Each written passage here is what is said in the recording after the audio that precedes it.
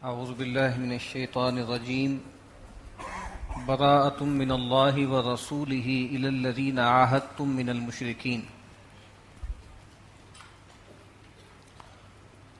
یہ سورہ توبہ ہے، اس کو سورہ براءت بھی کہتے ہیں۔ جس سے پہلے عرض کیا گیا تھا کہ اللہ تعالیٰ کی سنت ہے اپنے رسولوں کے باب میں کہ جب اللہ تعالیٰ کسی قوم کی طرف رسول بنا کر بھیجتے ہیں تو اس قوم کے لیے گویا اس دنیا ہی میں اللہ کی عدالت لگ جاتی ہے۔ اب ان کو دو میں سے ایک فیصلہ کرنا ہے، یا تو پیغمبر پر ایمان لے آئیں گے، دنیا میں بھی سرفراز ہوں گے اور آخرت میں بھی کامیابی ان کا مقدر بنے گی، لیکن اگر مجموعی طور پر وہ پیغمبر پر ایمان نہیں لائیں گے تو ان کو فنا کر دیا جائے گا، دنیا میں بھی نیست و نابود کر دیا جائے گا، اور آخرت کا عذاب تو ہے ہی، وہ تو سب لوگوں کے لیے ہے۔ تو یہ جو سورہ ہے، سورہ براءت یا سورہ توبہ، اس میں ہم دیکھیں گے کہ جو ہم نے پڑھا تھا نا شاہ صاحب کے حوالے سے، شاہ ولی اللہ صاحب کے حوالے سے، کہ علم المخاصمہ، کہ اس میں جو چار گروہ ہیں جن سے زیادہ گفتگو ہے، مشرکین، یہود، نصارہ اور منافقین۔ تو آپ دیکھیں گے کہ اس سورہ میں ان چاروں گروہوں سے بالکل آخری باتیں کر لی گئیں، بالکل جیسے فائنل ججمنٹ اللہ تعالیٰ کی طرف سے ان لوگوں پر نازل ہو گئی۔ اس سورت کے اس میں 16 رکوع ہیں، پہلے 5 رکوع ہیں اور اس کے بعد پھر 11 رکوع ہیں۔ یہ پہلے 5 رکوع ہیں، ان کی بھی ایک تقسیم ہے، پہلا، چوتھا اور 5واں رکوع اس کا تعلق ایک خاص صورتحال سے ہے، اور چوتھے اور 5ویں رکوع کا ایک اور صورتحال سے ہے۔ شروع میں جو آیات نازل ہوئی ہیں اور جو چوتھے اور پھر 5ویں رکوع میں چوتھے اور 5ویں رکوع میں ہوں گی، اس کا تعلق جو ہے وہ 9 ہجری کے واقعات سے ہے، کہ جس میں حج ہوا تھا۔ اسلام کا گویا پہلا حج تھا، 8 ہجری میں تو مکہ فتح ہوا، 9 ہجری میں پہلا حج ہوا، جس میں رسول اللہ صلی اللہ علیہ وسلم خود تشریف نہیں لے گئے تھے، سیدنا ابوبکر صدیق رضی اللہ تعالی عنہ کو امیر الحج بنا کے آپ نے بھیجا تھا۔ تو اس موقع پر کچھ احکامات نازل ہوئے، کچھ آیات نازل ہوئیں، اور اس کا تذکرہ اس کے شروع میں ہے۔ براءۃ من اللہ ورسولہ الی الذین عاہدتم من المشرکین، اعلان براءت ہے، اعلان لا تعلقی ہے اللہ اس کے رسول کی طرف سے ان مشرکوں کے لیے جن سے تم نے عہد کیا تھا۔ فسیحوا فی الارض اربعۃ، یعنی کیا عہد کیا تھا؟ یعنی صلح حدیبیہ جو ہوئی تھی، ایک پیکٹ ہوا تھا، لیکن پھر انہوں نے اس کو توڑ دیا، اور یہ طے ہوا تھا کہ جو قریش ہیں اور جو مسلمان ہیں ان کے حریف بھی ایک دوسرے پر کوئی تعدی نہیں کریں گے، کوئی ظلم نہیں کریں گے، اور کوئی گروہ ان میں سے کوئی اگر لڑائی کرے گا تو مسلمان اپنے جو حلیف ہے اس کا ساتھ نہیں دیں گے اور قریش اپنے حلیف کا ساتھ نہیں دیں گے۔ لیکن انہوں نے اس عہد کو توڑ دیا، بد عہدی کر دی، تو کہا کہ جن سے تم نے عہد کیا تھا مشرکین سے، ان سے اب اعلان براءت ہے۔ فسیحوا فی الارض 4 اشہر، اور اب 4 مہینے جو ہیں تم زمین میں گھوم پھر لو۔ وَاعْلَمُوا أَنَّكُمْ غَيْرُ مُعْجِزِ اللَّهِ، اور جان لو کہ تم اللہ تعالیٰ کو تھکا نہیں سکتے، اللہ کو عاجز نہیں کر سکتے۔ وَأَنَّ اللَّهَ مُخْزِي الْكَافِرِينَ، اور بے شک اللہ تعالیٰ کافروں کو رسوا کر کے رہے گا۔ وَأَذَانٌ مِّنَ اللَّهِ وَرَسُولِهِ إِلَى النَّاسِ يَوْمَ الْحَجِّ الْأَكْبَرِ، اور صاف صاف سنا دینا ہے اللہ اس کے رسول کی طرف سے تمام لوگوں کو بڑے حج کے دن۔ کیا سنا دینا ہے؟ ان اللہ بریء من المشرکین ورسولہ، کہ اللہ تعالیٰ بھی اور اس کے رسول بھی مشرکین سے بیزار ہیں، ان سے الگ ہیں، ان سے لا تعلق ہیں۔ یعنی 9 ہجری میں سیدنا ابوبکر صدیق رضی اللہ تعالی عنہ کی قیادت میں مسلمان چلے گئے حج کے لیے، بعد میں یہ آیات نازل ہوئیں، تو رسول اللہ صلی اللہ علیہ وسلم نے سیدنا علی رضی اللہ تعالی عنہ کو یہ آیات دے کر بھیجا کہ جائیے ابو بکر کے پاس، اور وہاں پر جو ہے وہ مینا میں اور عرفات میں ہر جگہ یہ اعلان کر دیا جائے، اعلان براءت کر دیا جائے۔ اور حج اکبر کہتے ہیں جس کو ہم حج کہتے ہیں، اور ہمارے ہاں غلط العوام ہے یہ بات کہ وہ حج یعنی یوم عرفہ اگر جمعے کے دن آئے تو اس کو کہتے ہیں یہ حج اکبر ہے، نہیں، ہر حج اکبر ہوتا ہے، اور عمرے کو اصل میں حج اصغر کہتے ہیں۔ تو کہا کہ وہ جو حج اکبر ہے یعنی جو حج کا دن ہے، حج کے موقع پر یہ اعلان کر دیا جائے، منادی کر دی جائے۔ فَإِن تُبْتُمْ فَهُوَ خَيْرٌ لَكُمْ، تو اگر تم توبہ کرو گے، رجوع کرو گے تو یہ تمہارے حق میں بہتر ہے. وَإِن تَوَلَّيْتُمْ فَاعْلَمُوا أَنَّكُمْ غَيْرُ مُعْجِزِ اللَّهِ، اور اگر تم نے روگردانی کی، منہ موڑا، تو جان لو کہ تم اللہ تعالیٰ کو تھکا نہیں سکتے، اللہ کو عاجز نہیں کر سکتے. وَبَشِّرِ الَّذِينَ كَفَرُوا بِعَذَابٍ أَلِيمٍ، اور اے نبی بشارت دے دیجئے ان لوگوں کو جنہوں نے کفر کیا دردناک عذاب کی. إِلَّا الَّذِينَ عَاهَدتُّم مِّنَ الْمُشْرِكِينَ، مگر وہ مشرک جن سے تم نے معاہدہ کیا تھا. ثُمَّ لَمْ يَنْقُصُوكُمْ شَيْئًا، ایک تو انہوں نے نہ تو اس معاہدے کی جو ہے وہ خلاف ورزی بھی نہیں کی. وَلَمْ يُظَاهِرُوا عَلَيْكُمْ أَحَدًا، اور تمہارے خلاف لشکر کشی میں کسی کی مدد بھی نہیں کی. فَأَتِمُّوا إِلَيْهِمْ عَهْدَهُمْ إِلَى مُدَّتِهِمْ، تو ٹھیک ہے ان کا جو کانٹریکٹ جو بھی ہے جب تک اس کی مدت ہے اس کو پورا کرو. ان اللہ یحب المتقین، بے شک اللہ تعالیٰ متقین سے محبت کرتا ہے. دیکھیے جو معاہدے ہیں، میثاق ہیں، عہد ہیں، ان کی غیر معمولی اہمیت ہے. اللہ تعالیٰ کی طرف سے عذاب کا فیصلہ آ گیا، لیکن اس میں بھی کہا جا رہا ہے کہ جن جن کے ساتھ معاہدے تھے اس کا جو بھی ٹینیور ہے، جو اس کا ٹائم ہے، اس کو پورا کرو. فَإِذَا انْسَلَخَ الْأَشْهُرُ الْحُرُمُ ان اللہ یحب المتقین، بے شک اللہ تعالیٰ جو ہے وہ پسند کرتا ہے متقین کو. اور یہاں ترجمہ کیا گیا جو احتیاط کرنے والے. فَإِذَا انْسَلَخَ الْأَشْهُرُ الْحُرُمُ، تو جب یہ محترم مہینے، حرام مہینے گزر جائیں. فَاقْتُلُوا الْمُشْرِكِينَ حَيْثُ وَجَدتُّمُوهُمْ، تو جہاں بھی مشرکین کو پاؤ ان کو قتل کر دو. یعنی ان کے اوپر بس اب آخری سزا آ گئی ہے، ان پہ عذاب آ گیا ہے، اب ان کو جیتا نہیں چھوڑا جائے گا. اب دیکھیے یہ خاص کانٹیکسٹ ہے، یہ رسول کی قوم کے بارے میں حکم دیا جا رہا ہے، ان کے مخاطبین کے بارے میں یہ بات کہی جا رہی ہے. ہمارے ہاں بھی جو ڈسکورس ایک خاص طرح کا پیدا ہوا اس میں اس ٹکڑے کو بہت استعمال کیا گیا. فَاقْتُلُوا الْمُشْرِكِينَ حَيْثُ وَجَدتُّمُوهُمْ، یعنی جیسے ایک ایبسولوٹ حکم ہے، اس کا مطلب تو یہ ہے کہ جہاں کہیں مشرکین کو پاؤ ان کو مار دو. تو کیا امت مسلمہ کی یہ روایت رہی ہے کہ بھئی امت مسلمہ جہاں بھی رہے ہوں اور وہاں ان کے پاس پڑوس میں جو مشرک ہیں ان کے گلے کاٹنا شروع کر دیں؟ مسلمان یہاں رہے کتنے 7,000 برس یہاں پہ حکمران رہے، اور گلی گلی محلے محلے ہندو جو واضح مشرکین ہیں ان کے آس پڑوس میں رہتے تھے، تو کیا ان کی گردنیں ماری گئیں؟ یہ خاص حکم ہے جو نبی اکرم صلی اللہ علیہ وسلم کی مخاطبین جو مشرکین تھے، جو قریش مکہ تھے، جو بنی اسماعیل تھے، ان کے لیے تھا. اب اس کو آپ کاٹ کے ہر طرف سے اور اعلان کر دیں کہ جو بھی کافر ہیں وہ مباح الدم ہے، ان کی جان لینا جائز ہے.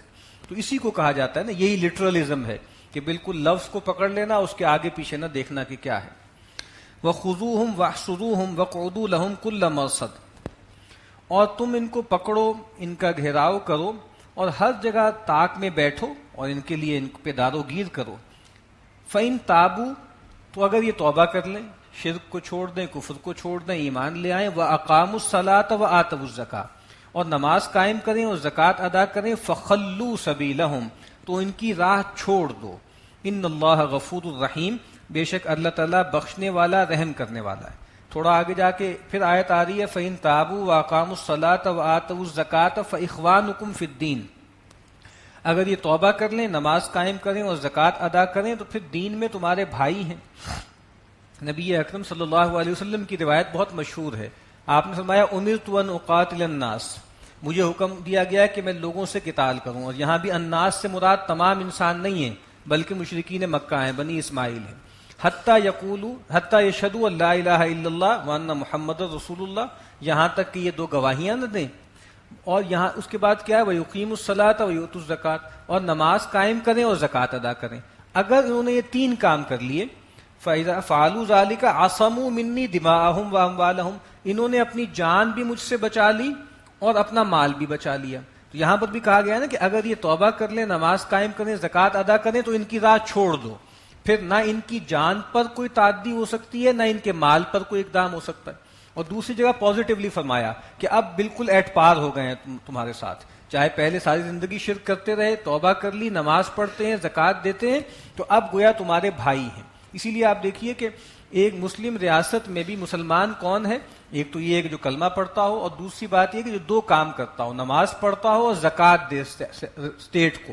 اسی وجہ سے آپ کو معلوم ہے سیدنا ابو بکر کے زمانے میں جب کچھ لوگوں نے کہا کہ ہم اسٹیٹ کو زکوٰۃ نہیں دیں گے، یہ نہیں کہا تھا کہ زکوٰۃ نہیں دیں گے، ہم ریاست کو نہیں دیں گے، ہم تو اللہ کے رسول کو دیتے تھے، وہ رسول رہے نہیں. کہا کہ نہیں، رسول لیتے تھے as a head of state, اب میں ہیڈ آف اسٹیٹ ہوں، اب میں لوں گا. اور کہا کہ اگر جو ہے وہ اونٹ کے ساتھ اونٹ کی رسی بھی دیتے تھے تو میں وہ بھی لوں گا، اور کوئی نہیں دے گا تو میں اس سے قتال کروں گا۔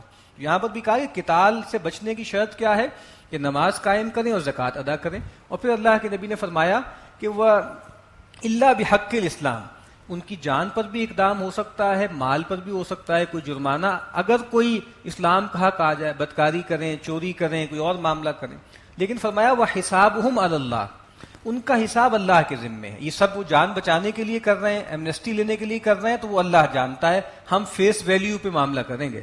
بس نماز جو ہے وہ توبہ کر لی، اسلام لے آئے، نماز پڑھ لی اور زکوٰۃ دے دی، تو اب ان پر کوئی اقدام نہیں ہو سکتا۔ ان اللہ غفور الرحیم، بے شک اللہ تعالیٰ بخشنے والا، رحم کرنے والا ہے۔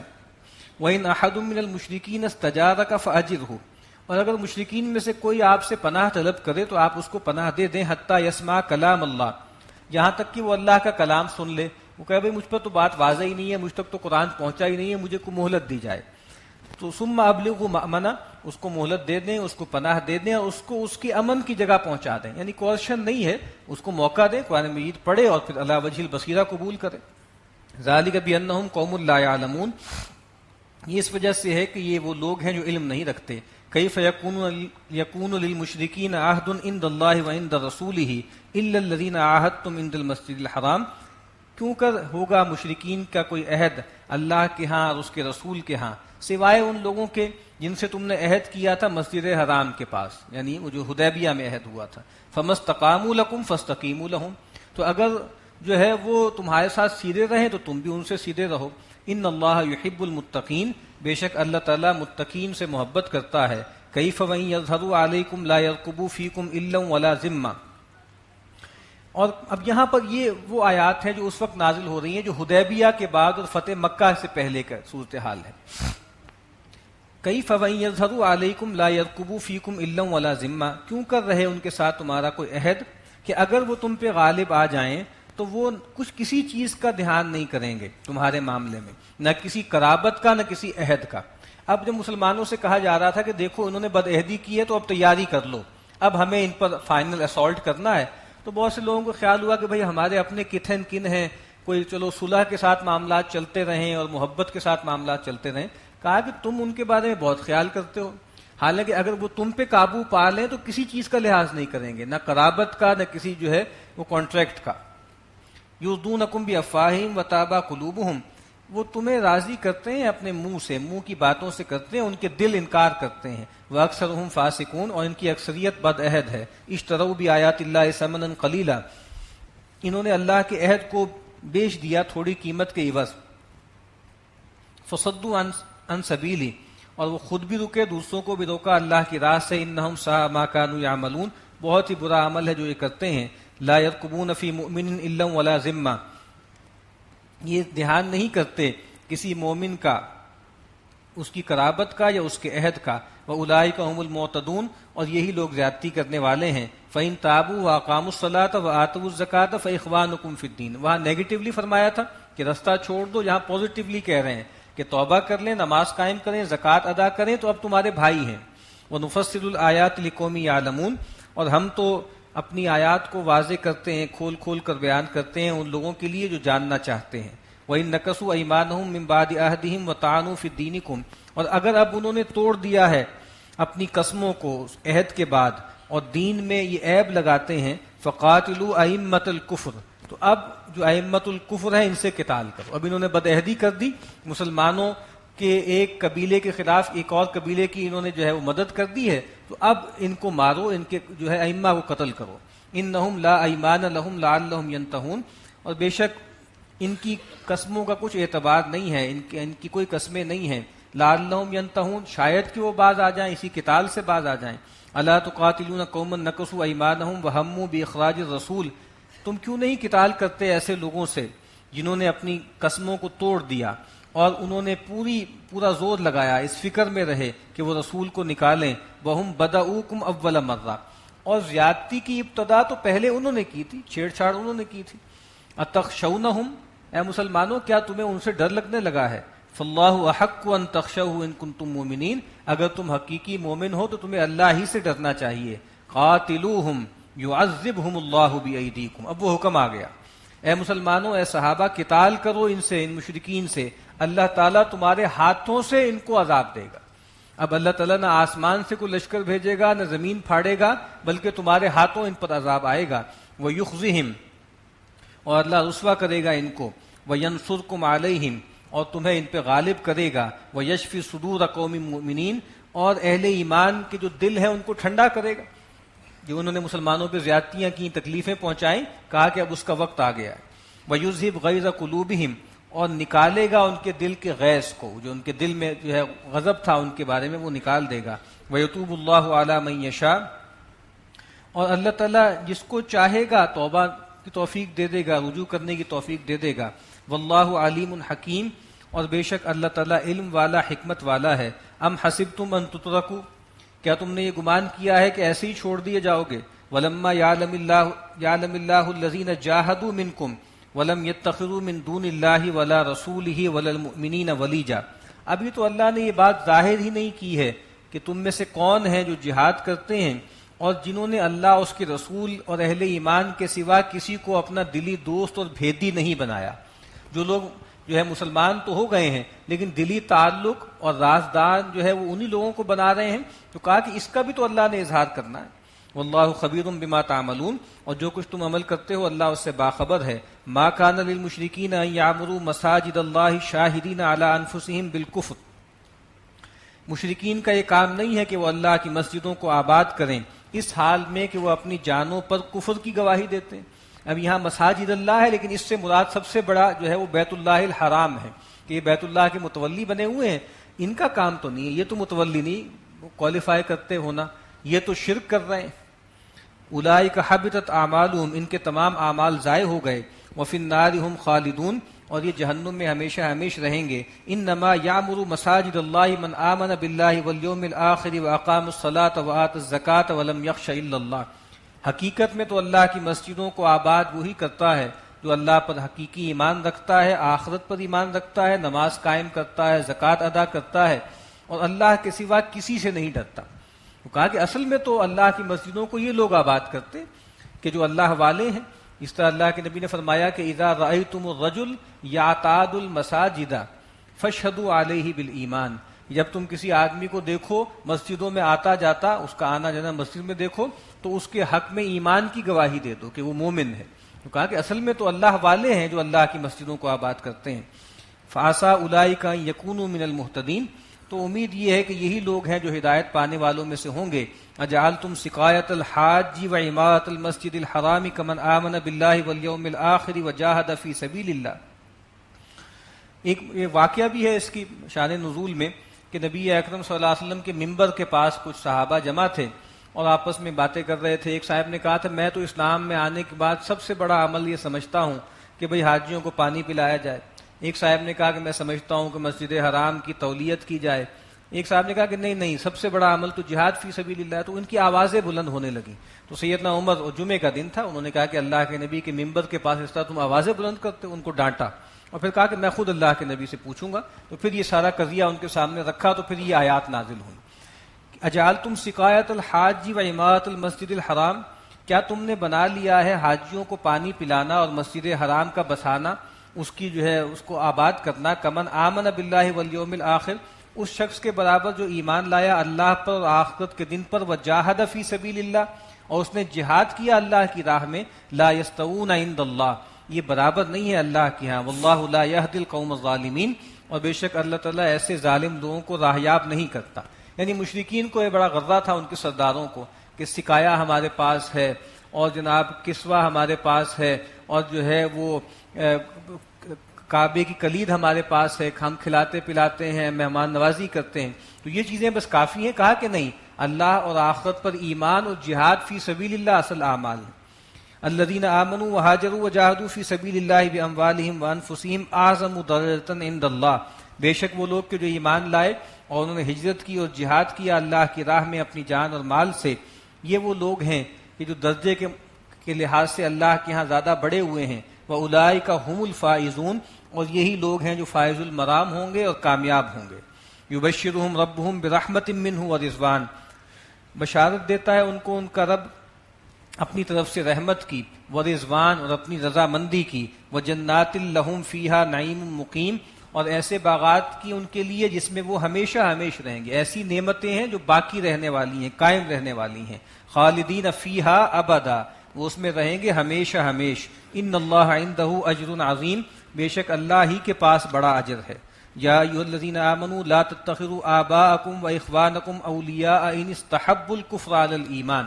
اب یہ وہی موقع ہے، حدیبیہ کے بعد جو ہے وہ نقض عہد بھی ہو گیا، اب فائنل جو ہے جنگ کا موقع ہے، تو اب کہا جا رہا ہے کہ اے وہ لوگوں جو ایمان لائے ہو، اپنے باپوں کو اور اپنے بھائیوں کو اپنا دلی دوست نہ بناؤ اگر وہ ترجیح دیتے ہیں ایمان پر کفر کو۔ ٹھیک ہے تمہارے کتھن کن ہیں، تمہارے رشتہ دار ہیں، لیکن اگر انہوں نے اللہ پر ایمان کو چھوڑ کر کفر کو اختیار کر دیا ہے تو اب ان سے تمہارا ولایت کا تعلق نہیں ہے۔ وَمَن يَتَوَلَّهُم مِّنكُمْ فَأُولَٰئِكَ هُمُ الظَّالِمُونَ، اور جو اس کے بعد بھی ایسے لوگوں سے ولایت کا تعلق رکھے گا تو یہی لوگ ہیں جو ظالم ہیں۔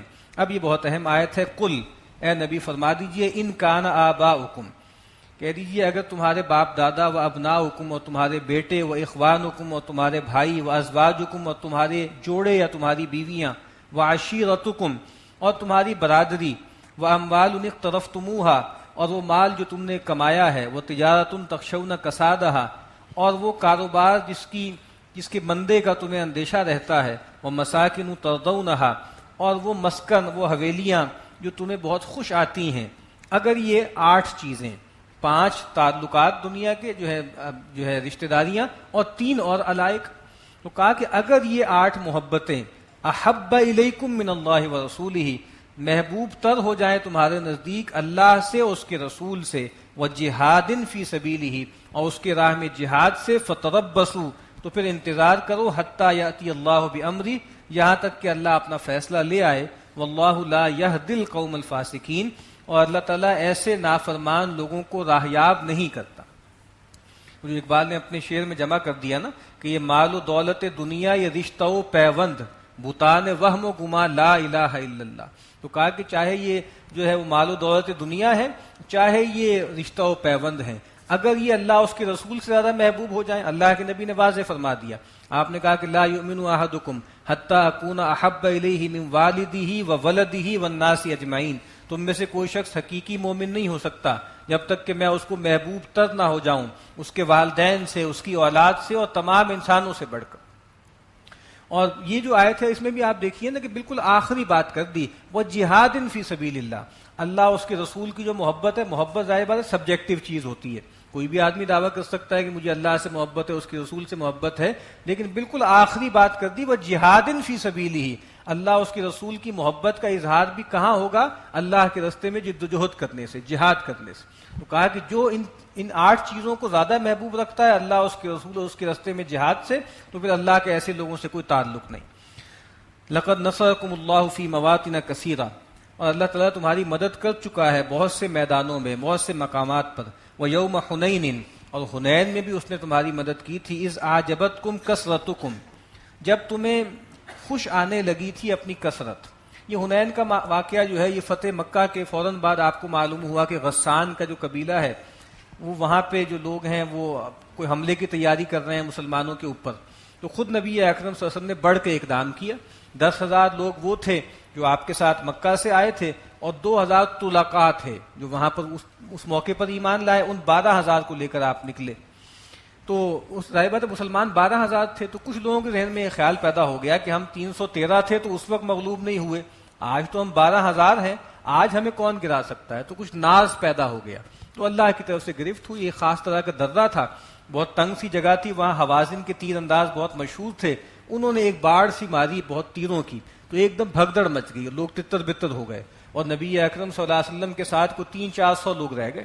اس موقع پہ نبی اکرم صلی اللہ علیہ وسلم جو ہے سواری سے نیچے تشریف لائے، علم پکڑا اور آپ نے رجز پڑھا، انا النبی لا کذب انا ابن عبد المطلب، میں وہ نبی ہوں جس کے نبی ہونے میں کوئی جھوٹ نہیں، اور میں عبد المطلب کا بیٹا ہوں۔ اور پھر ظاہر بات آپ کی اس پکار سے تمام لوگ جمع ہو گئے اور پھر مسلمانوں کو فتح ملی اور بہت غنیمت بھی ملی اور 6,000 قیدی بھی بنا لیے گئے جو بعد میں اللہ کے نبی صلی اللہ علیہ وسلم نے احسان کر کے چھوڑ دیے۔ تو کہا کہ حنین میں بھی اللہ نے تمہاری مدد کی تھی جب تمہیں اپنی کثرت کچھ خوش آنے لگی تھی، فلم تغنی عنکم شیئا، تو تو تمہاری کثرت تمہارے کچھ فائدے میں نہیں آئی، تمہارے کچھ کام نہ آئی. وضاقت علیکم الارض بما رحبت، اور زمین اپنی تمام وسعت کے ساتھ تم پر تنگ ہو گئی. ثم ولیتم مدبرین، اور وقتی طور پر تم پیٹھ پھیر کے مڑ گئے، یعنی تم نے ریٹریٹ کا رویہ اختیار کیا.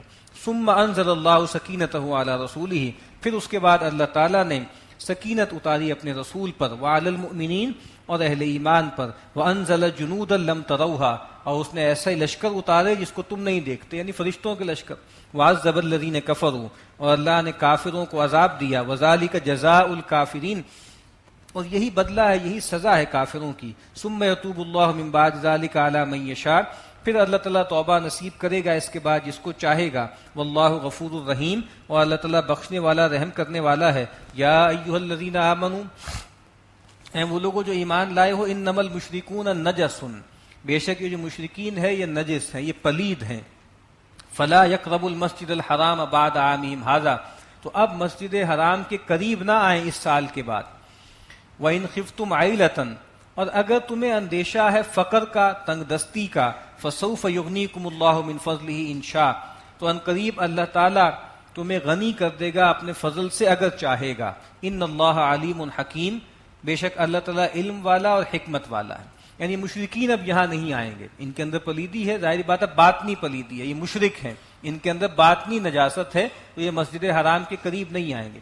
اور پھر بعد میں سیدنا عمر بن عبدالعزیز نے اہل کتاب کو بھی اس سے روک دیا تھا. تو آج بھی آپ کو معلوم ہے کہ حدود حرم جو ہیں، حدود حرم کے اندر جو ہے غیر مسلم داخل نہیں ہو سکتے، اسی حکم کا آج تک پاس کیا جاتا ہے. اور یہاں یہ کہا گیا کہ اگر تمہیں اندیشہ ہے تنگ دستی کا، ظاہری بات ہے کہ ایک بہت بڑا ایک اکنامک ایکٹیویٹی بھی ہوتی تھی، بہت سے لوگ آتے تھے، وہاں کے لوکل لوگوں کو بہت سے جو ہے وہ معاشی منفعتیں حاصل ہوتی تھیں. تو کہا کہ اس سے نہ ڈرنا کہ بھائی یہ لوگ اگر نہیں آئیں گے تو پھر ہمارا کاروبار کمزور ہو جائے گا، اس کو مندہ آ جائے گا. کہا کہ نہیں، اللہ تعالیٰ تمہیں غنی کر دے گا اپنے فضل سے. پہلے سورہ توبہ کے شروع میں مشرکین سے آخری بات کر دی، اب اہل کتاب سے آخری بات کر دی. اور جو ہم کہہ رہے ہیں کہ وہاں جو کہا گیا نا کہ ان سب کو مارو، اس سے مراد تمام لوگ نہیں، یہ مشرکین ہیں، یہ اس پہ نص ہے کہ اہل کتاب کے لیے حکم اور تھا. قاتلوا الذین لا یؤمنون باللہ ولا بالیوم الآخر، اے مسلمانوں لڑو ان لوگوں سے جو نہ ایمان رکھتے ہیں اللہ پر اور نہ آخرت کے دن پر. ولا یحرمون ما حرم اللہ ورسولہ، اور جو حرام نہیں جانتے اس کو جو اللہ اس کے رسول نے حرام ٹھہرایا. ولا یدینون دین الحق کی، اور نہ دین حق کی سپریمیسی کو قبول کرتے ہیں. من الذین اوتوا الکتاب، ان لوگوں میں سے جن کو کتاب دی گئی، ان سے قتال کرو. اس سے یہ بات بھی واضح ہو گئی، بار بار ہم کہہ رہے ہیں کہ جو وحدت ادیان کا تصور ہے یہ باطل ہے. اب چاہے وہ یہ کہیں کہ ہم اللہ پر ایمان رکھتے ہیں، آخرت پر ایمان رکھتے ہیں، اس کا کوئی اعتبار نہیں ہے. اللہ پر ایمان وہی معتبر ہے جو محمد رسول اللہ صلی اللہ علیہ وسلم کے ذریعے ملے، اور آخرت کا تصور بھی وہی حق ہے جو رسول اللہ صلی اللہ علیہ وسلم اور قرآن کے ذریعے ملے.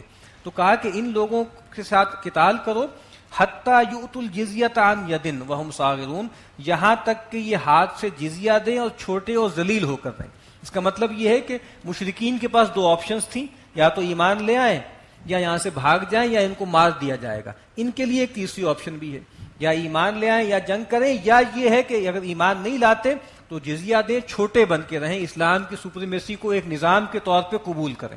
تو اس سے بات واضح ہو گئی کہ مشرکین کے لیے حکم اور تھا، اہل کتاب کے لیے اور تھا. وقالت الیہود عزیر ابن اللہ، اور یہود نے کہا کہ عزیر اللہ کے بیٹے ہیں. وقالت النصارى المسیح ابن اللہ، اور نصارہ نے یہ کہا کہ مسیح اللہ کے بیٹے ہیں. ذالک قولہم بافواہہم، یہ اپنی منہوں کی باتیں ہیں، یہ کہیں سے اس کی کوئی دلیل نہیں ہے ان کے پاس. سیدنا عزیر رضی اللہ تعالی علیہ السلام کو ایک چھوٹا سا گروہ تھا یہود میں سے جو ان کو جو ہے وہ خدا مانتا تھا، اور لگتا ایسے ہے کہ جب قرآن مجید نازل ہو رہا تھا اس وقت یہ گروہ موجود تھا، بعد میں نہیں تھا. آج یہودی یہ کہتے ہیں کہ بھئی قرآن مجید تو یہ کہتا ہے، حالانکہ ہم تو کسی کو نہیں مانتے خدا کا بیٹا. اور یہودی من حیث المجموع موحدین ہیں، وہ ظاہر بات ہے وہ شرک نہیں کرتے. لیکن جب قرآن مجید نازل ہو رہا تھا اس وقت عرب کے ارد گرد ایسا گروہ تھا چھوٹا سا یہود کا کہ جو عزیر کو اللہ کا بیٹا مانتے ہیں. اسی وجہ سے کہ ورنہ اگر یہ بات نہ ہوتی تو وہ اعتراض کرتے، جس طرح عدی ابن حاتم نے کیا نا کہ آپ قرآن مجید کہتا ہے کہ انہوں نے اپنے احبار و رہبان کو جو ہے وہ رب بنا لیا اللہ کو چھوڑ کے. حالانکہ ہم تو رب نہیں سمجھتے. تو اشکال سامنے آ گیا نا. تو اگر ایسی بات ہوتی کہ عزیر علیہ السلام کو پوجنے والے نہ ہوتے تو فوری طور پر اشکال آ جاتا یہود کی طرف سے. تو اشکال نہیں اٹھایا گیا. اس کا مطلب ہے کہ اس زمانے میں ایسا گروہ تھا, کوئی ایک چھوٹا سا گروہ تھا جو سیدنا عزیر کو اللہ کا بیٹا مانتا تھا. یضاہئون قول الذین کفروا من قبل, اور یہ ریس کرنے لگے ہیں, یہ پیروی کرتے ہیں ان لوگوں کی جنہوں نے کفر کیا اس سے پہلے. یہ بہت اہم آیت ہے. خاص طور پہ نصارہ کے اندر جو تصورات ہیں سارے کے سارے, وہ سارے کے سارے ان لوگوں میں پہلے پائے جاتے تھے جو مشرکین تھے. یعنی اگر آپ جو رومنس کے ہاں میتھولوجی ہے اس کو پڑھیں, ہندوز کی جو میتھولوجی ہے, اور اسی طریقے سے گریک میتھولوجی کو آپ پڑھیں, تو آپ کو لگے گا کہ صاف طور پر جو سینٹ پال اور اس کے زیر تحت جو نیا دین بنایا گیا اس میں وہ ساری میتھولوجیز کو انکارپوریٹ کیا گیا. بلکہ ایک کتاب ایک زمانے میں چھپی تھی, العقائد الوثنیہ فی الدیانۃ النصرانیہ, محمد طاہر التنوخی کی کتاب تھی کہ یہ جو عیسائی مذہب ہے اس میں وثنی عقائد, جو پرانی جو میتھولوجیکل عقائد تھے وہ کہاں کہاں پائے جاتے ہیں, اور وہ سارے پائے جاتے ہیں. یعنی ان کے ہاں ورجن برتھ کا تصور تھا تو یہاں پیدا ہو گیا, ان کے ہاں اٹونمنٹ کا تصور تھا, ان کے ہاں لیمب کا تصور تھا, قربانی کا تصور تھا, ان کے ہاں جو ہے وہ آسمان پہ اٹھائے جانے کا تصور تھا اور ہے آج بھی, اور ان کے ہاں دوبارہ سے واپس آنے کا اور آ کر جو ہے چیزوں کو ریکنسائل کرنے کا تصور تھا. تو وہ ساری چیزیں جو ہیں وہ پرانی مائتھولوجی سے انہوں نے لے لی. اسی لیے بالکل ٹھیک کہا جس نے بھی کہا کہ اصل میں تو یہ کہا گیا نا کہ رومنس کرسچنائز نہیں ہوئے تھے بلکہ کرسچینٹی رومنائز ہوئی تھی. یعنی کرسچینٹی نے جو رومن مذہب تھا اس کا بحروب جو ہے وہ دھار لیا تھا. تو یضاہئون قول الذین کفروا من قبل قاتلہم اللہ, اللہ تعالیٰ ان کو مارے, ان کو ہلاک کرے. انا یؤفکون, کہاں سے پھرے جا رہے ہیں. اتخذوا احبارہم ورہبانہم اربابا من دون اللہ والمسیح ابن مریم, انہوں نے اللہ تعالیٰ کو چھوڑ کر اپنے عالموں اور اپنے درویشوں کو رب بنا لیا ہے اور مسیح ابن مریم کو رب بنا لیا. عدی ابن حاتم آ گئے اور کہا کہ جی ہم تو کبھی ان کو پوچھتے نہیں تھے, اپنے صوفیوں کو اور اپنے علماء کو, فقیہوں کو اور فریسیوں کو. کہا کہ دیکھو کیا یہ نہیں تھا کہ جس چیز کو وہ کہتے کہ یہ حلال ہے تم کہہ لیتے حلال ہے, اور جس کو کہتے حرام ہے تم حرام مان لیتے, مطلقاً مان لیتے. تو یہ جو لیجسلیشن کا اختیار ہے نا مطلق, یہ آپ جس کو بھی دے دیں گے اس کو آپ رب بناتے ہیں, چاہے وہ علماء ہوں, چاہے وہ صوفیاء ہوں, چاہے وہ پارلیمنٹ ہو. جس کو بھی مطلق اختیار دے دیں حلت و حرمت کا, گویا آپ اس کو رب بنا رہے ہیں. وما امروا الا لیعبدوا الہا واحدا, اور ان کو نہیں حکم ہوا تھا مگر یہ کہ وہ ایک اللہ کی پوجا کریں.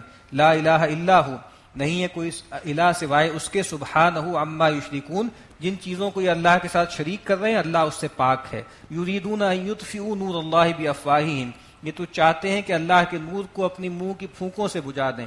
ویأبی اللہ الا ان یتم نورہ, اور اللہ اس کا انکار کرتا ہے مگر یہ کہ وہ اپنے نور کا اتمام کر کے رہے گا. ولو کرہ الکافرون, چاہے کافروں کو یہ بات کتنی ہی ناپسند ہو. اس توحید کا غلبہ ہوگا, جزیرہ نماء عرب پہ دین غالب ہو جائے گا, اور یہ بات چاہے کافروں کو کتنی ہی ناپسند ہو یہ ہو کر رہے گا. هو الذی ارسل رسولہ بالہدی ودین الحق لیظہرہ علی الدین کلہ, اور وہی ہے اللہ جس نے بھیجا اپنے رسول کو صلی اللہ علیہ وسلم الہدا اور دین حق دے کر تاکہ وہ اس کو غالب کر دے تمام ادیان پر. اور ولو کرہ المشرکون, چاہے یہ بات مشرکوں کو کتنی ہی ناگوار. یہ دین حق جو ہے اپنی حجت کے اعتبار سے, اپنی دلیل کے اعتبار سے ہمیشہ غالب ہے. سیدنا آدم سے لے کے نبی اکرم صلی اللہ علیہ وسلم تک اور تا قیامت ہمیشہ غالب رہے گا, اس کی حجت ہمیشہ غالب رہے گی. لیکن فزیکلی بھی یہ غالب ہوگا, رسولوں کے ذریعے غالب ہوتا ہے, اور باقی بھی اہل ایمان جب بھی ایمان و عمل صالح کی جو ہے وہ شرط پوری کریں گے تو اللہ ان کو غالب کرے گا, اور تمام پوری دنیا پر قیامت سے پہلے اس کا غلبہ ہوگا, جو صحیح روایات میں ہمیں ملتا ہے. یا ایھا الذین آمنوا ان کثیرا من الاحبار والرہبان لیأکلون اموال الناس بالباطل, اے وہ لوگوں جو ایمان لائے ہو, یہ جو عالم ہیں اور یہ جو ان کے درویش اور صوفی ہیں, ان کی اکثریت کیا کرتی ہے, یہ لوگوں کا مال ناحق طریقے سے کھاتی ہے. ویصدون عن سبیل اللہ, اور یہ اللہ کی راہ سے روکتے ہیں. تو ظاہری بات ہے کہ علماء, صوفیہ, اہل کتاب کے اور مشرکین کے بھی پروہت وہ لوگوں کا مال اینٹتے تھے, کھاتے تھے.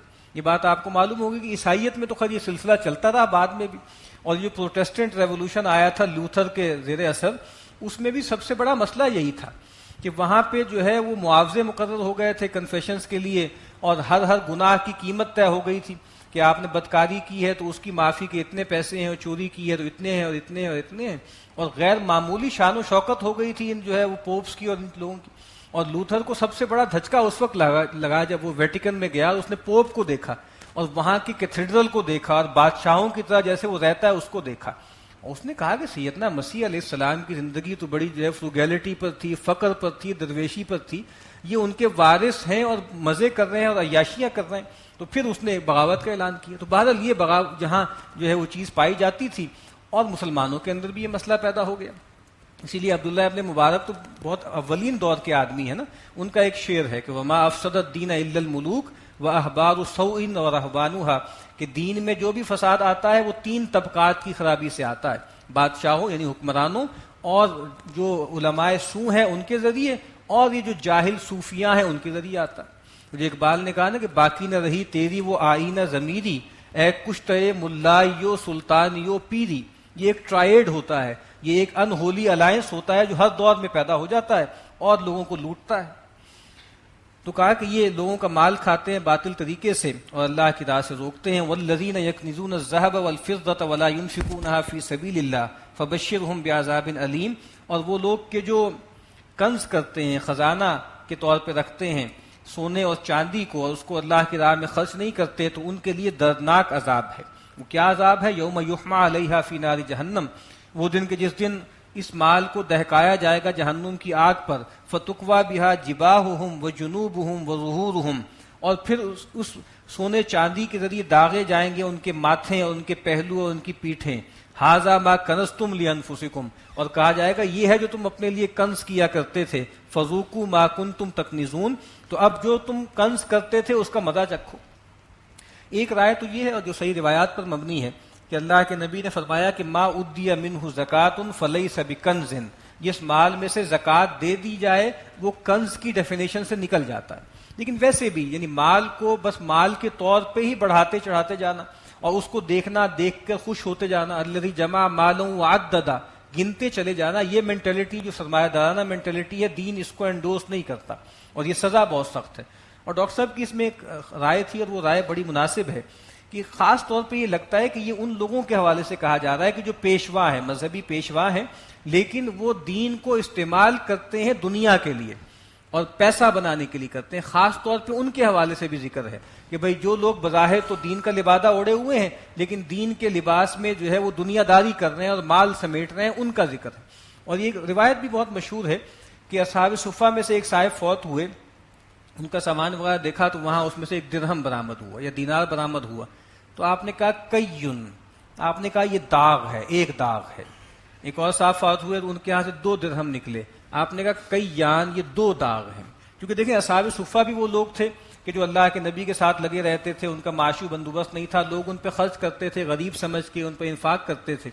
تو گویا اللہ کے نبی نے کہا ہے کہ ان لوگوں کو روا نہیں ہے کہ یہ مال اپنے پاس روک روک کے رکھیں. یہ تو اللہ کے مہمان ہیں، اللہ کے نبی کے مہمان ہیں اور ان کی کفالت کا ذمہ تو لیا گیا ہے نا. تو آپ نے کہا کہ یہ ایک دھبا ہے، 1 دینار ہے تو یہ 1 دھبا ہے، اور 2 دینار ہے تو 2 دھبے.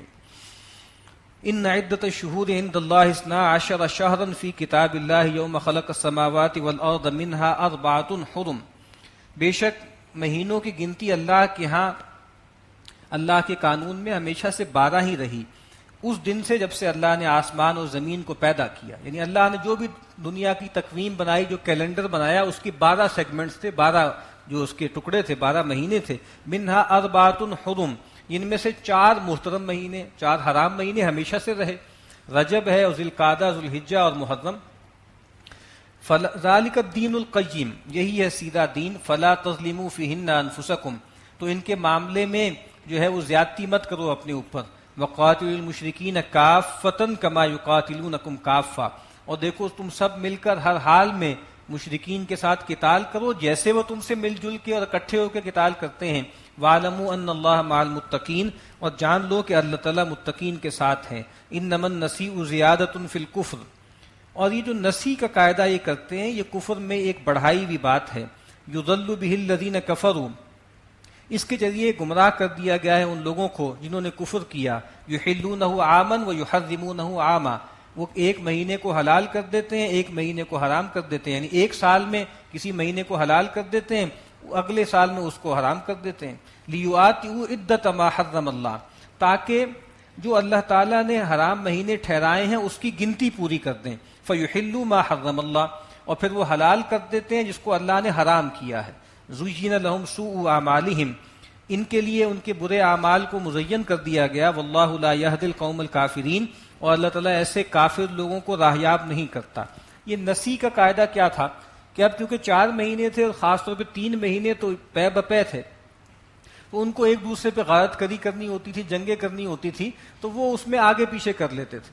یعنی کسی مہینے میں کہا کہ محرم ہے، اس کو کہا کہ یہ سفر ہے، ٹھیک ہے، تاکہ اس میں غارت گری کر لیں. تو یہ مہینوں کو آگے پیچھے کر لیتے تھے، پورا کیلنڈر انہوں نے خراب کر دیا. لیکن اللہ کے نبی نے خاص طور پہ خطبہ حجۃ الوداع کے موقع پہ فرمایا کہ ان الزمان قد استدار کہیئتہ یوم خلق اللہ السماوات والارض، کہ آج زمانہ گردش کر کے بالکل اس صحیح جگہ پر آ گیا ہے، اسی تقویم پر آ گیا ہے جس پہ اللہ تعالیٰ نے آسمان زمین کو پیدا کیا تھا. کہ سال کے 12 مہینے، ان میں سے 4 محترم مہینے، یعنی وہ جو دن تھا اس دن آپ نے کہا کہ دوبارہ ریکنسائل ہو گیا ہے، جو بھی انہوں نے خرابیاں کی تھی وہ بالکل ٹھیک ہو گئی، اور اب دوبارہ سے وہی تقویم جو ہے وہ ٹھیک ہو گئی. یا ایھا الذین آمنوا ما لکم، اب یہاں سے آگے 6 رکوع سے آخر تک جو ہے، یہاں پہ جو زیادہ آیات ہیں یہ تبوک کے حوالے سے ہیں. نبی اکرم صلی اللہ علیہ وسلم نے حدیبیہ کے بعد مختلف لوگوں کو جو ہے خطوط بھیجے، تو شام کے والیوں کو بھی بھیجے. تو وہاں پہ شام کا جو غسان کا تھا نا، شرحبیل ایک آدمی تھا، اس کو آپ نے خط بھیجا سیدنا حارث کے ہاتھ. تو انہوں نے کیا کیا کہ سیدنا حارث کو شہید کر دیا، یعنی اللہ کے نبی قاصد کو مار دیا. تو نبی اکرم صلی اللہ علیہ وسلم نے ایک جو ہے ایکسپیڈیشن بھیجا 3000 کی تعداد میں، اور ان پہ سیدنا زید کو جو ہے ان کا امیر بنایا، اور آپ نے کہا کہ جاؤ ان سے قتال کرو، اور زید اگر اللہ کی راہ میں کام آ جائیں تو پھر جو ہے وہ کون تھے، 3 صحابہ کے نام آپ نے بتائے تھے، ہاں، کہ پہلے سیدنا زید ہوں گے، اگر وہ شہید ہو گئے تو جعفر ابن طیار ہوں گے، جعفر بھی شہید ہو گئے تو عبداللہ بن رواحہ ہوں گے. 3 صحابہ، اور یہ 3 ایک کے بعد ایک شہید ہو گئے. اس کے بعد خود سے سیدنا خالد ابن ولید نے جھنڈا پکڑ لیا اور مسلمانوں کو بچا کے لے آئے وہاں سے. اور وہاں جو سامنے لشکر تھا وہ بہت بڑا لشکر تھا، 1 لاکھ کا لشکر تھا. تو یہ جنگ موتا جس کو کہا جاتا ہے یہ ہوئی ہے. اس کے بعد پھر جو ہے 9 ہجری میں اسی کے حوالے سے، اور آپ کو معلوم ہوا کہ جیسے ملک شام جو ہے اس کا مالک جو ہے ہرقل، وہ آپ پر حملہ کرنے کے لیے آنے والا ہے، تو آپ نے پھر ایک لشکر تیار کیا، 30,000 کا لشکر آپ نے تیار کیا. اور وہ بہت سختی کا وقت تھا، اسی لیے قرآن مجید کہتے ہیں جیش الاسرا، یہ تنگی کا لشکر تھا وہ بہت، اور گرمی بھی بہت زیادہ تھی، اور فصل بھی تیار تھی، اور دشمن بھی بہت بڑا تھا، اور راستہ بھی بہت دور کا تھا. تو اب اس کے حوالے سے لوگوں کو ابھارا جا رہا ہے. یا ایھا الذین آمنوا، اے وہ لوگوں جو ایمان لائے ہو، ما لکم، تمہیں کیا ہوا ہے، اذا قیل لکم انفروا فی سبیل اللہ ثاقلتم الی الارض، کہ جب تم سے کہا جاتا ہے کہ تم اللہ کی راہ میں نکلو، کوچ کرو، تو تم زمین میں گرے پڑتے ہو، زمین میں وزن بنے جاتے ہو. یعنی یہ تبوک کا جو واقعہ ہے اس کی طرف اشارہ ہے. یہ اور بات ہے کہ جنگ کی نوبت نہیں آئی تھی، اللہ کے نبی گئے تبوک میں، آپ نے پڑاؤ ڈالا، ہرقل بھی ساتھ موجود تھا، لیکن اس کو چونکہ معلوم ہو گیا تھا کہ یہ اللہ کے نبی ہیں، تو اس نے کرنی کترائی اور مقابلے پہ نہیں آیا. اور اللہ کے نبی صلی اللہ علیہ وسلم نے اور بہت سے قبائل آ کے آپ سے معاہدے کرتے رہے، اور پھر آپ واپس لوٹ آئے. تو رضیتم بالحیات الدنیا من الآخرہ، کیا تم آخرت کی زندگی کو چھوڑ کے دنیا کی زندگی پہ راضی ہو گئے ہو؟ فما متاع الحیات الدنیا فی الآخرۃ الا قلیل، حالانکہ دنیا کی زندگی کا سامان نہیں ہے آخرت کے مقابلے میں بہت تھوڑا، مگر بہت تھوڑا. الا تنفروا، اگر تم نہیں نکلو گے، یعذبکم عذابا علیما، تو وہ تمہیں دردناک عذاب دے گا. وَيَسْتَبْدِلْ قَوْمًا غَيْرَكُمْ، اور تمہیں بدل کر کسی اور قوم کو لے آئے گا. وَلَا تَضُرُّوهُ شَيْئًا، اور تم اللہ کا کچھ بگاڑ نہیں سکو گے. وَاللَّهُ عَلَى كُلِّ شَيْءٍ قَدِيرٌ، اور اللہ تعالیٰ ہر چیز پر قادر ہے. إِلَّا تَنْصُرُوهُ، اگر تم مدد نہیں کرو گے ہمارے نبی کی، فَقَدْ نَصَرَهُ اللَّهُ، تو اللہ تعالیٰ تو پہلے بھی ان کی مدد کر چکا.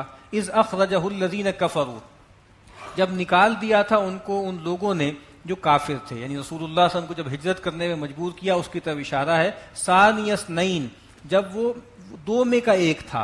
اذ ہما فی الغار، جب وہ دونوں تھے غار میں. یہ واقعہ ہجرت کا، جب غار ثور میں نبی اکرم صلی اللہ علیہ وسلم اور سیدنا ابوبکر صدیق تھے رضی اللہ تعالی عنہ. اذ یقول لصاحبہ، جب وہ کہہ رہا تھا اپنے صاحب سے. یہاں گویا سیدنا ابوبکر صدیق رضی اللہ تعالی عنہ کا کیا شرف ہے کہ اللہ تعالیٰ ان کو صاحب کہہ رہے ہیں، یعنی باقی تمام صحابہ کو بھی صحابیت کے شرف حاصل ہے، لیکن سیدنا ابوبکر صدیق کو اللہ تعالیٰ کہہ رہے ہیں کہ جب آپ اپنے صاحب سے کہہ رہے تھے، یعنی ابوبکر صدیق سے کہہ رہے تھے لا تحزن، دیکھو غم مت کرو، ان اللہ معنا، بے شک اللہ تعالیٰ ہمارے ساتھ۔ جب ایک خاص موقع پر مشرکین بہت قریب آ گئے تو سیدنا ابو بکر کو پریشانی ہوئی، اور آپ نے کہا کہ اے اللہ کے نبی، اگر مشرکین اپنے قدموں کی طرف بھی دیکھ لیں گے تو ہمیں پا لیں گے۔ تو اللہ کے رسول نے فرمایا یا ابا بکر ما ظنک باثنین اللہ ثالثہما، اے ابو بکر تمہارا ان دو کے بارے میں کیا گمان ہے جن کا تیسرا اللہ ہے؟ ہمارے ساتھ تو اللہ ہے، ہمیں کون گرا سکتا ہے؟ تو ان اللہ معنا فانزل اللہ سکینتہ علیہ، تو اللہ تعالیٰ نے اس پہ نازل کی سکینت خاص اپنے پاس سے، وَأَيَّدَهُ بِجُنُودٍ لَّمْ تَرَوْهَا، اور اللہ نے اس کی تائید کے لیے لشکر بھیجے جن کو تم نہیں دیکھ سکتے، وَجَعَلَ كَلِمَةَ الَّذِينَ كَفَرُوا السُّفْلَىٰ، اور اللہ تعالیٰ نے کفر کے کلمے کو، کفر کی بات کو نیچا کر دیا، وَكَلِمَةُ اللَّهِ هِيَ الْعُلْيَا، اور اللہ کی بات ہی سب سے اونچی ہے، اللہ کی بات ہی ہمیشہ غالب آتی ہے، وَاللَّهُ عَزِيزٌ حَكِيمٌ، اور اللہ تعالیٰ زبردست ہے، کمال حکمت والا ہے۔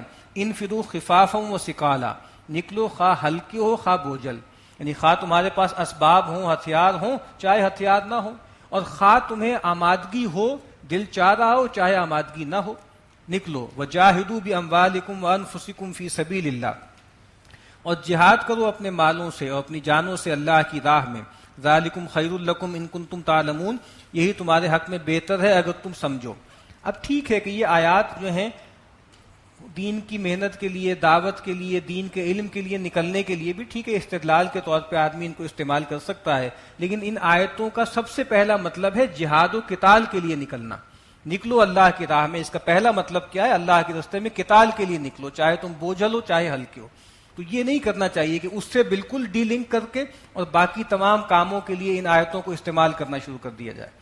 ذالکم خیر لکم ان کنتم تعلمون، یہی تمہارے حق میں بہتر ہے اگر تم سمجھو۔ لو کان عرضا قریبا، اگر ہوتا مال بہت قریب کا، سودا بہت قریب کا ہوتا، وہ سفرا قاصدا، اور سفر ہوتا میانہ ہلکا سفر ہوتا، لتبعوا کا، تو یہ ضرور آپ کی پیروی کرتے، ولکن بعدت علیہم الشقہ، لیکن ان پر جو مشقت تھی، دوری کی، وہ غالب آ گئی۔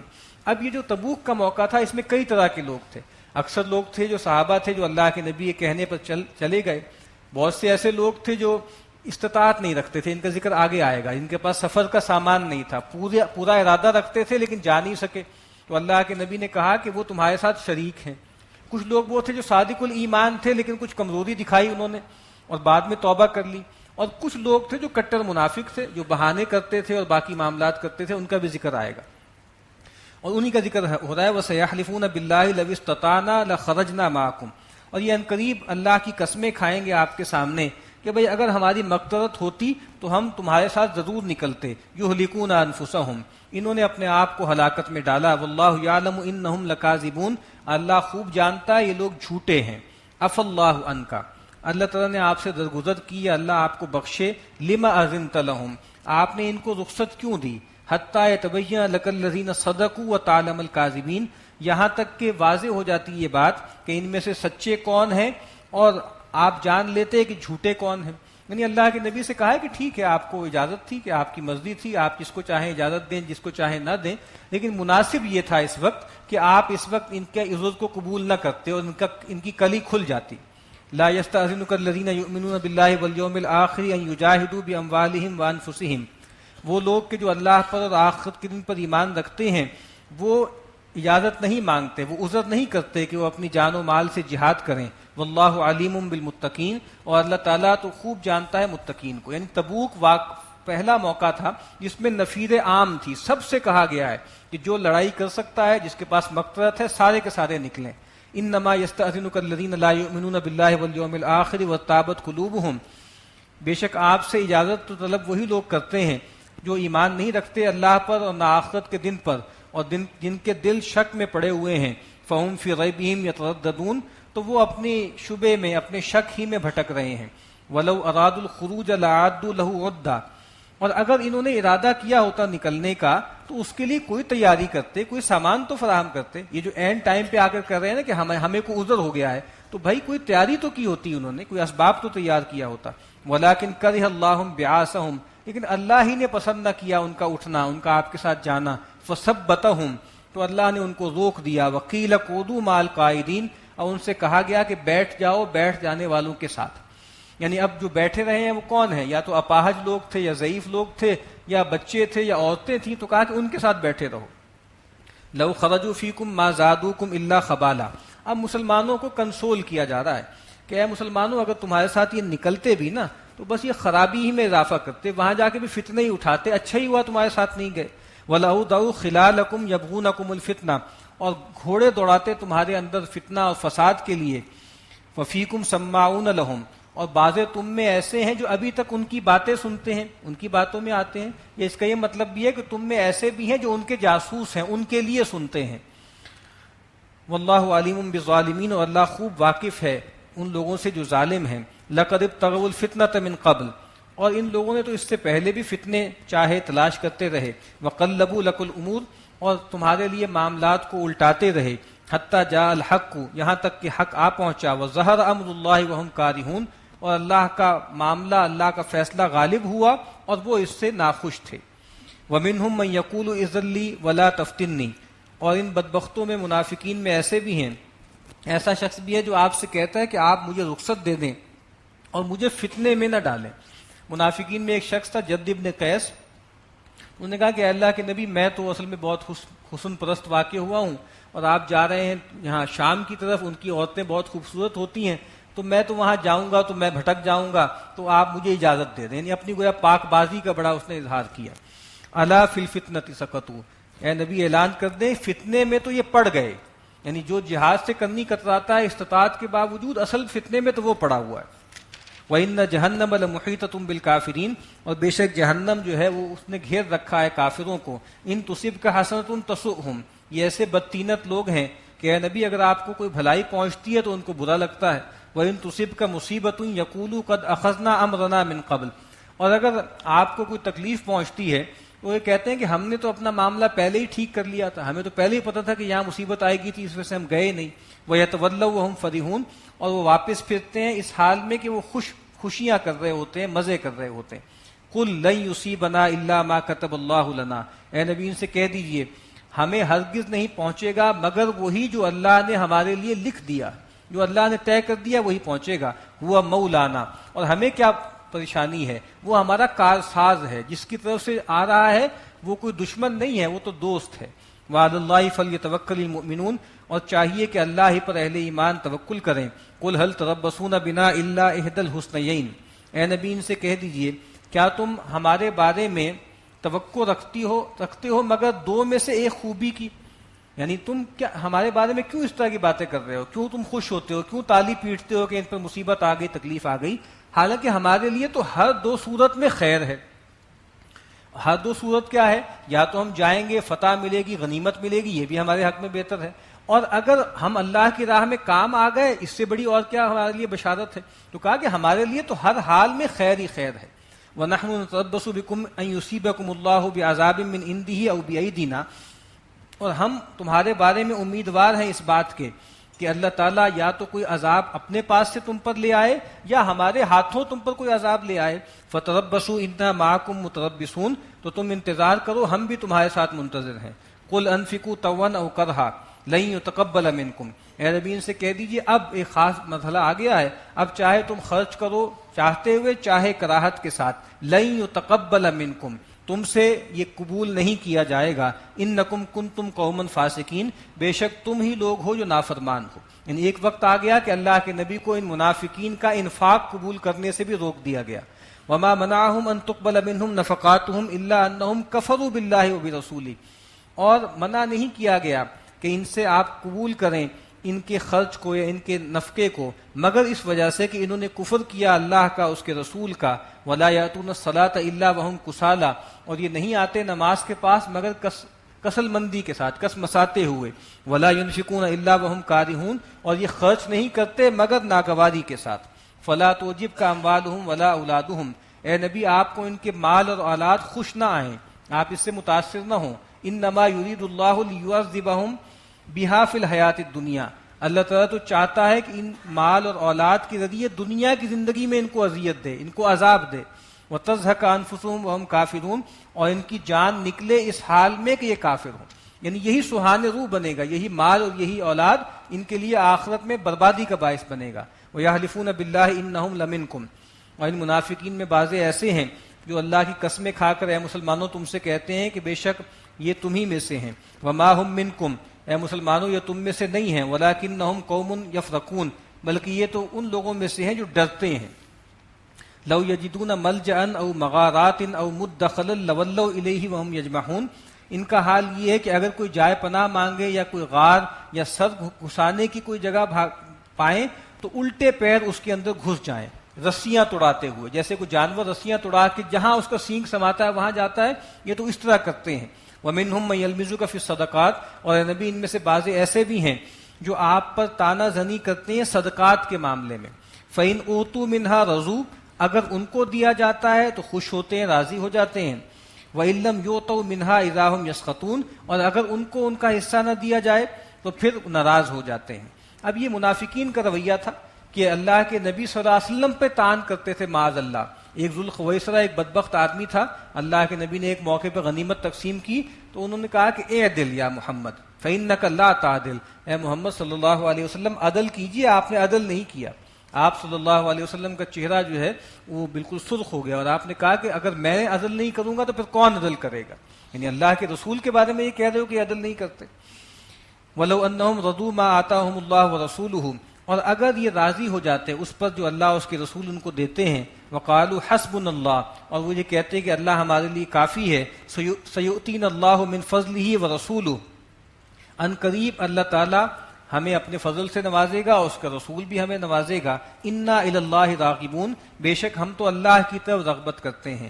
انما الصدقات للفقراء والمساکین والعاملین علیہا والمؤلفۃ قلوبہم وفی الرقاب والغارمین وفی سبیل اللہ وابن السبیل۔ یہاں وہ مدات آ رہی ہیں جس کو عام طور پہ ہم کہتے ہیں کہ یہ زکوٰۃ کے مصارف ہیں، لیکن اس کے لیے جو لفظ آیا وہ صدقے کا ہے، یعنی عام ہے لفظ صدقے کا، یعنی جو بھی انسان مال خرچ کرتا ہے گویا وہ کیا ہے، وہ صدقہ ہے، چاہے وہ جو ہے صدقات نافلہ ہوں جو اضافی خیرات صدقہ ہوتا ہے، اور چاہے مکتوبہ ہوں یعنی زکوٰۃ یا فطرانہ وغیرہ۔ اب یہاں زکوٰۃ کے مصارف بتائے ہیں کہ زکوٰۃ یا صدقات کس کے لیے؟ للفقراء، فقراء کے لیے، تنگ دست لوگوں کا حق ہے سب سے پہلے، والمساکین، اور محتاجوں کا۔ یعنی جو زکوٰۃ فرض کی گئی ہے سورہ حشر میں اس کا ذکر آگے آئے گا، یہ اس لیے ہے کہ تاکہ غریبوں تک ان کا حصہ پہنچ سکے۔ تو زکوٰۃ کے سب سے بڑے حقدار کون ہیں؟ جو غریب ہے، یتیم ہے، مسکین ہے، اور ٹھیک ہے اس کے بعد جو دینی مدات ہیں، قتال فی سبیل اللہ، وہ بھی یقیناً حصہ ہیں، دین کے کام بھی لازماً اس کا حصہ ہیں۔ لیکن بدقسمتی یہ ہو گئی ہے کہ اب چونکہ جو دینی طبقات ہیں وہ کوشش کرتے ہیں کہ ہر طرح کا جو انفاق ہے اس کا رخ اپنے طرف کر لیں، تو وہ کسی نہ کسی طریقے سے زکوٰۃ بھی، فطرانہ بھی، یہاں تک کہ کھالیں بھی چاہیں گے کہ انہی کو دی جائیں۔ حالانکہ اس کو سوچنا چاہیے ہمیں، سب سے بڑھ کر ہمارے انفاق کے حقدار کون ہیں؟ جو غریب مسکین لوگ ہیں، جو محتاج لوگ ہیں۔ ٹھیک ہے اللہ کے دین کے راستے میں بھی خرچ کرنا چاہیے، مسجدوں پہ مدرسوں پہ بھی خرچ کرنا چاہیے، لیکن سب سے بڑی چیز کیا ہے؟ اسی لیے آپ دیکھتے ہیں اللہ کی راہ میں خرچ کرنا، جہاد و قتال اور دعوت دین کے لیے، قرآن مجید اگر آپ پڑھیں تو آپ کو صاف لگے گا کہ وہ بڑے درجے کا کام ہے، بہت اونچا کام ہے، لیکن غریبوں مسکینوں سے مال کو روکنا یہ آدمی کو جہنمی بنا دے گا۔ یہ قرآن مجید بہت واضح ہے کہ اگر تم نے جو حقدار ہیں، غریب مسکین ہیں، ان کو نہ دیا نا تو تم تو جہنم میں چلے جاؤ گے۔ ہاں اللہ کے راستے میں مال خرچ کرو گے تو تمہارا بڑا مرتبہ ہے، بڑا اونچا مقام ہے۔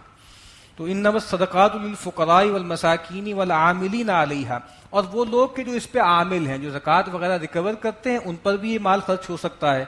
والمؤلفۃ قلوبہم، اور تالیف قلب کے لیے، یہ ایک مت تھی، وہ لوگ کہ جو نئے نئے مسلمان ہوئے ہیں یا جو اسلام کی طرف مائل ہو رہے ہیں ان پر خرچ کرنا، یا بہت سی پولیٹیکل ضرورتیں ہوتی ہیں کہ کوئی قبیلہ ہے اس کو اپنے ساتھ رکھنا ہے تو اس کو کوئی مال دے دیا جائے تالیف قلب کے لیے۔ تو کچھ فقہا کی رائے یہ ہے کہ یہ اس وقت کی بات تھی جب اسلام غالب نہیں تھا، اسلام کو ضرورت تھی، اب اسلام کا غلبہ ہو گیا ہے تو اب یہ مد ختم ہو گئی ہے، لیکن بہت سے فقہا یہ کہتے ہیں کہ نہیں، یہ آج بھی قائم ہے اور اس کو دیا جا سکتا ہے۔ وفی الرقاب، اور گردنوں کے چھڑانے میں، غلاموں کو آزاد کرنا بہت بڑی نیکی تھی۔ والغارمین، اور جو کسی تاوان کے نیچے آ جائیں، کسی قرض کے نیچے دب جائیں، کوئی تاوان ان پر آ جائے، کوئی دیت ان کو دینی ہو، کچھ اس طرح کا معاملہ ہو، ان پر خرچ کرنا۔ وفی سبیل اللہ، اور اللہ کی راہ میں، اور اللہ کی راہ سے سب سے پہلا مراد کیا ہے؟ جہاد فی سبیل اللہ، قتال فی سبیل اللہ۔ کچھ لوگوں نے کہا ہے کہ حج جو ہے وہ بھی ایک طرح کا جو ہے وہ جہاد فی سبیل اللہ ہے، تو حج پہ بھی خرچ ہو سکتا ہے۔ اور جدید بہت سے جو لوگ ہیں جو فقہا ہیں وہ اس کو عام بھی کرتے ہیں اور کہتے ہیں کہ فی سبیل اللہ کی مد میں دین کی دعوت و اشاعت کے جو بھی کام ہے اس پہ خرچ کیا جا سکتا ہے، لیکن آرتھوڈاکس رائے یہی ہے کہ فی سبیل اللہ کا مطلب اصلاً قتال فی سبیل اللہ پہ خرچ کرنا ہے۔